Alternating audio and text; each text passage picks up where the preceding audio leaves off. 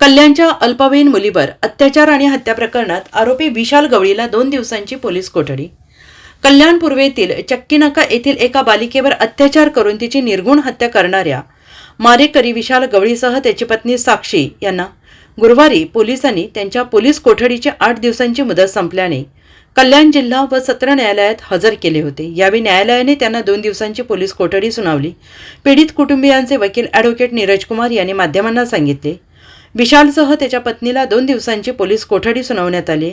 विशाल गवळीच्या वकिलांनी न्यायालयासमोर विशालसह पत्नीची कोणतीही चौकशी शिल्लक नाही, त्यांना न्यायालयीन कोठडी सुनावण्यात यावी, तसेच बदलापूर अत्याचार प्रकरणासारखे याही प्रकरणात विशालसह त्याच्या पत्नीचा पोलीस चकमकीत मृत्यू होण्याची भीती व्यक्त केली आहे। हा सर्व घटनाक्रम विचारात घेऊन विशालला त्याच्या नातेवाईकांच्या संपर्कात राहण्याची मागणी विशालच्या वकिलांकडून न्यायालयात करण्यात आली, पण कायद्यात अशी कोणतीही तरतूद नाही असे पीडित कुटुंबियांचे वकील ॲडव्होकेट नीरज कुमार यांनी हरकत घेऊन न्यायालयाला सांगितले। विशालला न्यायालयीन कोठडी देण्यास पीडित कुटुंबियांच्या वकिलांनी विरोध केला आहे। न्यायालयाने दोन्ही बाजू ऐकून विशाल आणि साक्षी गवळी यांना 2 दिवसांची पोलीस कोठडी सुनावली आहे। आज आरोपी यांच्या वकिलांनी या ठिकाणी कुठल्याही प्रकारचा तपास बाकी नाही आहे, त्यामुळे दोन्ही आरोपींना MCR करण्यात यावा या प्रकारची मागणी कोर्टाकडे केलेली, परंतु मेहरबान न्यायालयाने ते फेटाळून लावलेली आहे। त्याचबरोबर आरोपीचे जे वकील होते त्यांनी बदलापूर प्रकरणासारखा या आरोपीचा देखील एन्काउंटर करण्याची भीती दर्शवली।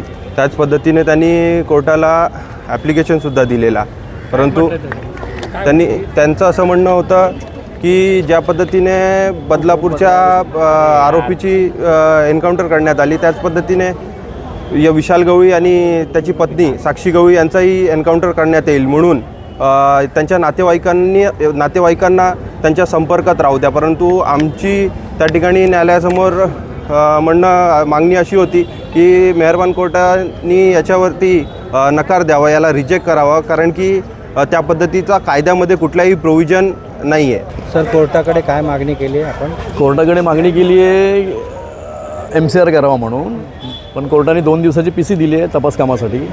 तपास काम अजून पूर्ण व्हायचं आहे असं पोलिसांचं म्हणणं आहे। त्यांनी जे सिम कार्ड आणि मोबाईल वापरला होता तो मोबाईल त्यांनी कचऱ्याच्या घाटामध्ये टाकला आहे, आणि दुसरी बॅग जी बॉडी त्यांनी ठेवली होती ती बॅग त्यांनी खाडीमध्ये टाकली आहे। तर ह्या दोन वस्तू जप्त करायच्या त्यासाठी पोलिसांनी PC मागितली होती, तर कोर्टाने 2 दिवसाची PC दिली आहे 4 तारखेपर्यंत। ही पहिल्या आरोपीची सेकंड PC आहे। तपास तर ऑलमोस्ट पूर्ण झालेलाच आहे। जीन्स पॅन्ट त्या मुलीची मैताची तपास कामात पूर्ण जप्त केली आहे। आरोपीकडनं त्याची चप्पल जप्त केली आहे। घटनास्थळावरचा पंचनामा झाला आहे। त्याच्यानंतर त्यांनी जिथून जी बॉडी नेली आहे त्या पूर्ण रस्त्याच्या बापगावपर्यंत सर्व CCTV शासनाने लावलेले आहेत, त्याच्यातले फुटेज सगळे जप्त केलेले आहेत, पोलिसांनी सीज केलेले।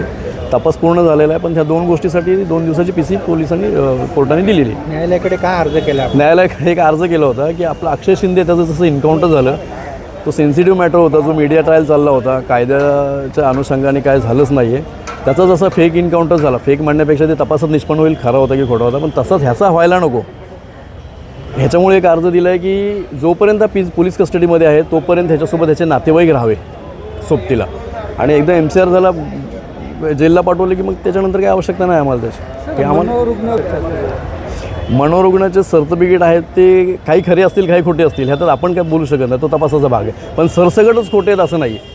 ब्युरो रिपोर्ट SBN मराठी, कल्याण।